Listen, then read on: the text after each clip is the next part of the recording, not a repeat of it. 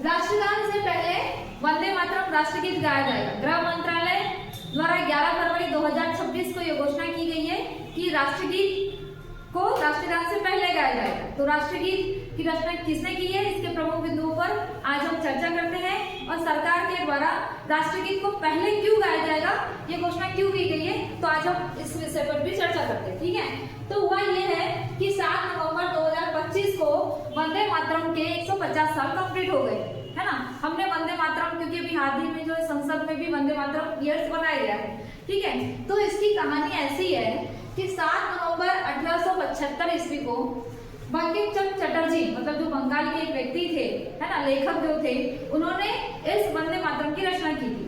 बाद में इन्होंने अपनी बुक 1882 में आनंद मठ में इसे शामिल किया गया था।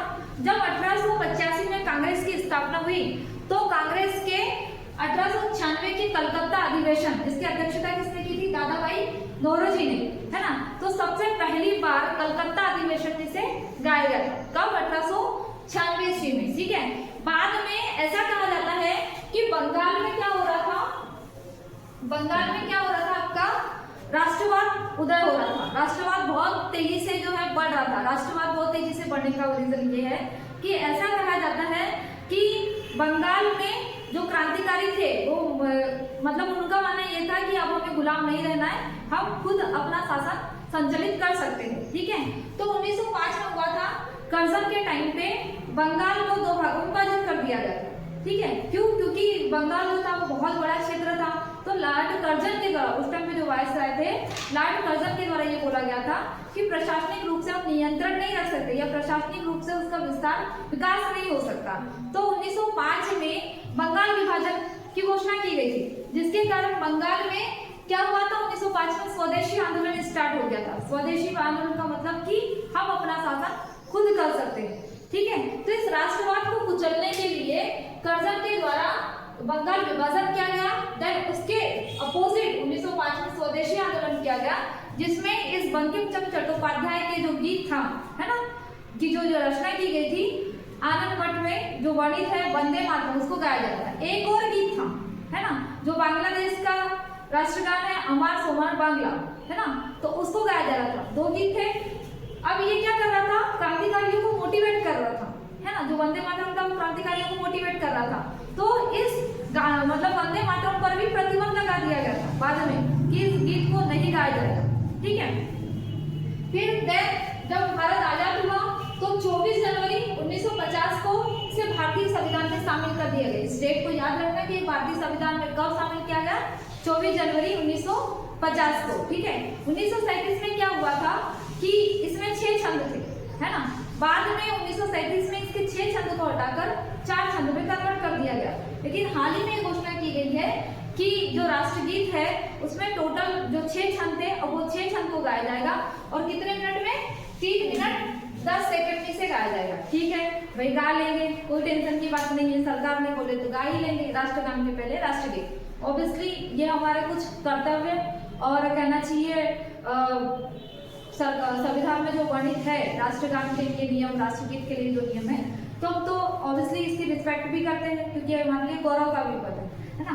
लेकिन सरकार के द्वारा ये बोला गया है कि इसे कब गाया जाएगा, जैसे अगर सार्वजनिक स्थल पर या कहना चाहिए झंडे का तिरंगा झंडा फहराया जा रहा है तो राष्ट्रगान से पहले राष्ट्रगीत गाया जाएगा। ठीक है, इसके अलावा स्कूलों में जो प्रेयर्स होती है ना, तो राष्ट्रगान से पहले राष्ट्रगीत गाया जाएगा।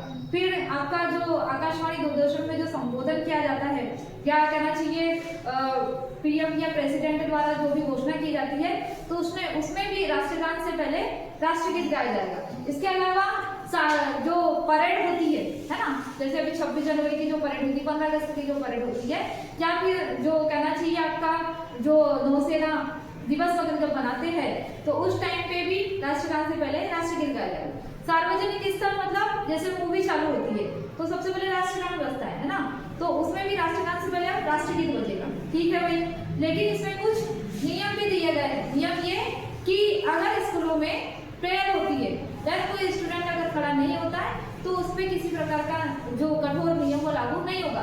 सार्वजनिक स्थल में जैसे मूवियाँ चल रही है ना, सॉरी मूवी अगर देखने गए हैं तो राष्ट्रगान से पहले राष्ट्रगीत बजेगा।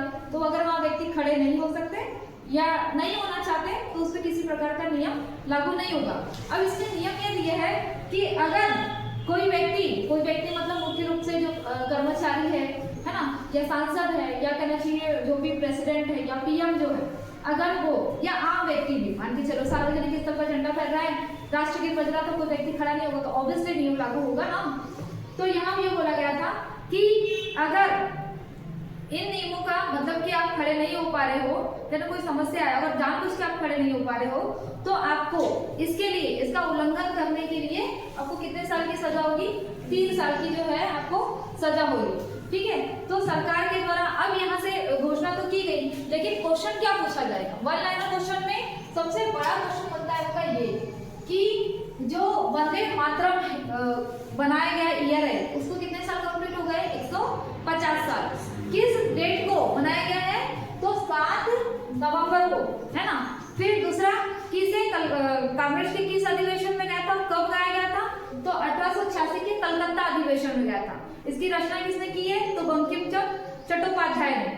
ठीक है, 1896 के कलकत्ता अधिवेशन की अध्यक्षता किसने की थी? तो दादा भाई नौरोजी ने। ठीक है, इसे मुख्य रूप से कब गाया गया था? तो 1905 के स्वदेशी आंदोलन में गाया गया था। ठीक है, भारतीय संविधान में इसे मतलब कब जो है शामिल किया गया था?